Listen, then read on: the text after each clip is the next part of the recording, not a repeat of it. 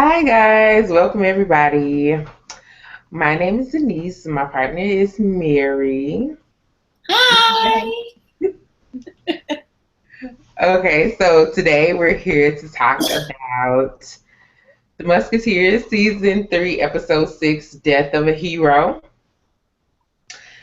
And I just want to say the opening scene was quite creepy and really scary. But And like visually beautiful. yes, I'm seeing something, but it doesn't match what I'm hearing. So I don't know. It was really daunting. Like Grimaud was just like, "You musketeers, you think you're happy, think you found love, you think you have a forever friend." It's like, I'm going to destroy all of it. Watch it happen. And I'm just like, ah! It's like Constance and D'Artagnan, they're like the little shave, little kiss, and Aramis and Porthos are, best buds, stuff, for money. And then like Sylvie and Athos, so beautiful. But then, creepy. Like, Right? It's like it's not matching the visual. It's just I yeah, don't know. And I just love how Porthos and Aramis always have some type of scheme going to make money. always. I love them though. Just, yeah, it was really good. It was so good. So, I know that you're in love with Sylvie. Okay, so last week I was just like, no, I'm not even gonna try to pronounce her name. So I went and looked up the pronunciation because I'm like goofy like that. So I looked it up, and I think I'm still gonna butcher it, but it's the Lisa. Mhm. I don't know. Hopefully that's right. But yay, she's great. So, I absolutely love that scene uh, with her and Athos. I was just like, what is happening? So when she walked up, I knew it was her. mhm. When she took the gun and she's like pointing at him, and she's like, it was a whole little intense. I'm innocent church mouse, so I'm just like, oh wow.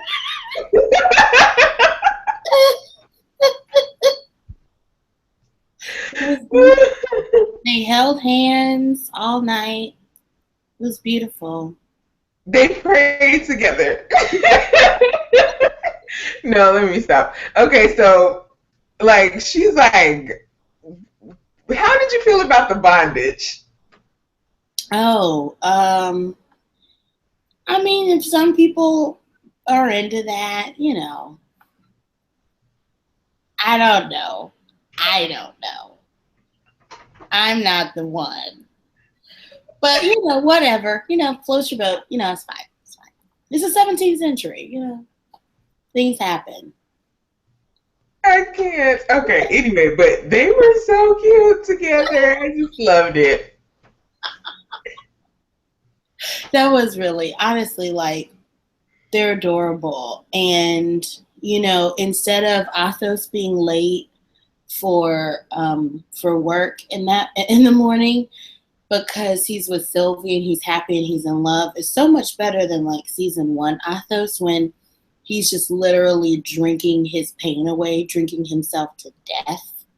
So a lot of people have been talking about how this season's Athos is out of character, and I would like to say he is very much out of character, but his season one character was like so depressing. Like, I kind of like seeing a happy Athos, and like he's no longer tied to, a petty murderer. I'm just saying. No, I totally Yeah, agree. Like seeing him smile is amazing. And yeah, the way he lights up and he's just so happy and carefree. They can play these games together and have a good time together because he's not in that depressing state. So yeah. yes, I totally agree. Okay, okay. Because I was like, Because a lot of people were upset. I feel like a lot of people are going to be upset by this opening scene because it's not like I hate everything Athos. Like I wish I was dead Athos. So get ready for that, guys. Okay, number 2. So Grimmauld writes up this fake Treville. Athos isn't there because he's with Sylvie. And he sends it to the Musketeer garrison. And it says that the 4 Musketeers need to meet Grimmauld at like this weird little chalet or, little house in the country. So Aramis, Porthos, and D'Artagnan set out. But then the king calls for Aramis to be his guard when he goes on this holy pilgrimage. So Aramis is now gone. And it's just Porthos and D'Artagnan taking this trip to this weird little house. What did you think about some of their talks? Like it turns out, of course, it's a trap. They're under attack. So how did you feel about like the 2 of them? We didn't really see a whole lot of their chemistry in this whole show. And I feel like it's just now coming out that they're great together. I feel like we kind of wasted some time with like, I don't know, they were really good in this episode. What did you think? Yeah, I thought so. I mean, I thought they had. We're talking about Aramis and Porthos, correct? D'Artagnan and Porthos. Oh, D'Artagnan and Porthos. Okay, yeah. No, I thought they worked well together. Yeah. Throughout the series, they haven't had a lot of time together because he was kind of like the little brother, the little kid brother, growing up and working his way up through the ranks. And I feel like he's really coming to his own this season. And him and Porthos getting this time together. Yeah. I thought it was really great. They were having their little banter and their conversation back and forth. And just, when they got in the little house that they were supposed to meet the people at Barn or whatever it was, they found the liquor. They're like, yes, we about to turn up. I forgot about that. That was so good. He's like, oh, definitely the wine. He's like, yes, let's, this is what we need right here. That's awesome. No, I thought it was great. It showed that their little friendship has grown. Yeah. I mean, although him and Aramis still are best bros, BFF and still loves his other brothers, and they can kick back and have a good time together. Yeah. There was that one point, oh man, where Grimmauld had just gotten there, and Athos was hot on his tail, and he was like, blow it up, let's go. And Porthos and D'Artagnan are sitting there kind of like getting like misty-eyed and crying, and he's like, I wanted children with Constance, and Porthos is just like, today is not our day to die. And they're kind of like holding back the tears, like fist bump. And I was just like, oh, yes. Oh my God. That scene was so powerful. Like, they were just like, you know what? He was about ready to give up. And he's like, no, we can't give up. We are Musketeers. We have to do this. We have to fight until there's no more fight. And we always come out on top, which they did. Or else I was going to turn off the show and never come back. Right? If Porthos is going to die, I'm out. Porthos was my Abby Mills. She's out, I'm out. Okay, so anyway, about lighter things. While this is going on, while, everybody's being scattered around Paris and the countryside, Sylvie, coming down the stairs, sees somebody that she knows. Oh, it's Grimmauld. And he's looking for Athos. And I was just like, oh my God. It's crazy. Like, she right away sensed something was off with him. Oh, yeah. Like, I remember, she remembers him from when he tried to bribe her with the little purse. Yes. And she's just like, I wonder, he seemed like trouble then, like he definitely seems like trouble now. Oh And yeah. lo and behold, he's after her boo. Oh man. Which I was really surprised that Athos got his butt whooped like that. Like, I mean, Oh my God.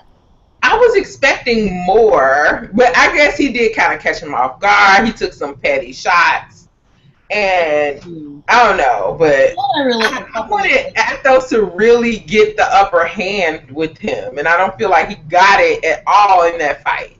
Oh yeah. I mean barely. I feel like Sylvie kind of helped him, she shot him that one good time. Well, she saved his life, yeah, because he was getting ready to take Athos out, and she's like, she shot wide, but I Yeah. mean, she shot. And then the second shot, I'm like, man, like, what happened? Well, I guess maybe she was just so upset and so nervous it distracted and took away from her accuracy. I don't know. Right. Oh my goodness. But like I just feel like um ah, I don't know if I wanted him to get beat up that bad. But I guess it was to show like how serious Grimmauld was about killing the Musketeers. Um but I mean huge black eye was choking him with a chain. Athos is just like, all right, this is the end. But I can't remember exactly what he said to him, but he was like, you know, when you're caught off guard, like this is how all your friends die, and that's when Athos figured it out that Porthos and D'Artagnan were in danger. He was like, I'm sitting here falling in love, being happy. He's like, I have to forsake this life in order to keep my comrades alive, you know? And I was just sitting here, this is me being a naysayer. I was like, how come D'Artagnan can be married and happy, but Athos can't, you know?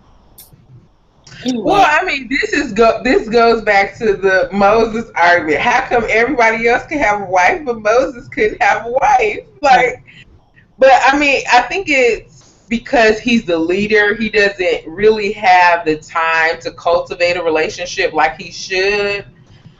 He doesn't, he has to be worried about his men coming home every night so they can make it to their wives and their families. Like, I mean, it's just extra burden on the leader. So, I mean, I totally get it. I'm not happy about it because I really like them. But I do understand that sometimes you have to forego other, things that you want in the sake of duty. I feel that. Um, okay, but oh, that was so heavy, man. I'm still thinking about that explosion and It got me drinking water out of my oh, sorry. I meant to start on the next one, but I was reading. Okay. So anyway, number 4. We're almost through. Number 4 is the King and Aramis. When was it? What's his name? Marceau. When Marceau came in, the head of the Red Guard, and was like, "The King has need of Aramis." I was like, "Oh, this is when he's going to kill him." Like, Right. I thought I was with you. I'm like, oh my God, this is the ambush. oh, I was They're like, gonna, hashtag, divide and conquer. I totally did not expect the king to really call for him. yeah, And then when we find out what the king wants, right. I mean, man. It was, yeah. This pilgrimage was very interesting because the king knows that his life is just about over and he's making his peace with God. And I feel like he needs closure with the whole Aramis and Anne thing. but also he knows that Aramis was a holy man also. So he's like the perfect guy to walk with. And Aramis is the forever counselor. And, he's just like, do you believe in a heaven or a hell? And Aramis was like, yeah. And the king, he just doesn't know what to do with himself. He's like, I need to go see the tomb of my father. And he just stays there and he's meditating.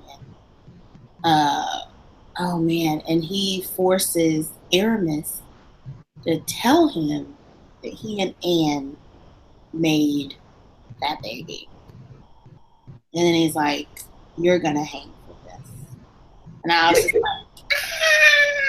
Aramis gonna die. I just was like, really? Yeah. You take that secret to the grave. Like, you deny. I was yelling. I don't know what happened. I've never been alone with the queen. I don't know what you're talking about. Like, I mean, I don't know what you're talking about. No. I mean, can you describe her to me? Like, right, who is this person you speak of? Complete amnesia. Ridiculous. It was absolutely ridiculous. But then we're gonna mix up the things, because number 5, oh my goodness, when Grimaud and Gaston come back, Philippe broke Gaston out of prison because they're about to attack the king with an army. They're waiting for the king to die so they can come in with an army and take over Paris before the new king gets old enough to be a king. And so Grimaud is talking to Philippe and he's like, we need to move now. Let's just kill the king. We can't wait for him to die. And Philippe is just like, we can't do that. We cannot kill the king. Like, he refuses to be the one to actually murder the king. And Grimaud is like, if you know what's good for you, you're going to do it. Get a weapon and go kill him. So he's waiting at their father's grave for the king to come in. And Louis sees him and hugs him. And Philippe just starts crying. He's like, you've always been our brother. People have called you a bastard, but you're not to me. He said, when I die, I want you to be the regent and be the legal guardian of my son. And just in that moment, Philippe gets what he's always wanted: a place in the palace, a name, a true lineage. So he's done with Grimaud. He's done with the rebellion. Because King Louis has given him what he needed. But it wasn't enough for Grimaud, and he kills him. And I'm just like, he's been a bad guy this whole time, and all of a sudden now I feel bad for him. But, you said it. He just wanted love from his brother. He wanted to be accepted and treated like one, like he was legitimate, like he mattered. And that's why that scene was so powerful, because he's like, you know what, you've always been family, and nothing will ever change that. And he's just like, okay, I know what I have to do. I don't think he wanted to die, but he's like, I'm gonna have to, Grimaud is not gonna accept me saying, no, we can't take the king out. I mean, he had to know he had to die. It's true. And then Grimaud and what was left of some of his men, they storm the church where King Louis's father was buried, and Aramis and Louis are kind of like pow, pow, pow, pow, holding them off a little bit, and then the Musketeers come in. The Musketeers come in and save the king and save them. And back at, the bad guy base, Grimaud and Gaston are talking about, all right, we're just going to go. Philippe is dead. Gaston, you're the man now. We're just going to march on Paris. And Marshall comes in. And we find out that he's totally in on the whole plan. We didn't even know it. And Right. I thought he was just one of the little stooges. I I was like, wow, he's been in on this, really? Um, Well, I mean, I knew he knew about it. I knew he was like, I thought he was a lackey, like yeah. I don't know. And you know what? It's still not clear how much power he really has. So I don't know. Yeah, Mm. that's true. That's true. Um, but anyway, he finds out that Grandma killed Philippe and he's gonna try to kill him, but Grandma's like, if you know what's good for you. And the whole time, the whole time, like, this was such a, like, I don't know, just like watching Grandma unravel like this. It's so much better than season 2 with Rochefort. The way that they had him like kind of go a little bit crazier and crazier. Like this season, I feel like is just awesome in comparison to season 2. So, final thoughts? I really like the Bads this season. Mm-hmm. I think Grimaud is scary as ever, Yeah. and the governor wasn't. He wasn't a bad. I mean, he wasn't a terrible villain. He was, he had his moments. But Grimaud is like, I stab you right here in broad daylight. He is grimy. I don't know. I would be afraid of him walking down the street. So I don't know. Right. Um, my final thought on this episode, I feel like it might be a bit of a filler episode because, the last 2 were so super busy and so much was happening. But I really like the pace that they set. And, like, I cheated and I watched episode 7. So it was like an amazing setup for the next episode. So I hope you guys stick with it and keep watching because it's amazing. Like they've really done a really good job with this show. You can find me at Simply the Worst on Twitter. Hang out with us. Let us know what you think about the Musketeers. Where can I find you, Denise? I'm at Forever Sam Sadies on Twitter. Yay! We'll see you guys next time. Bye.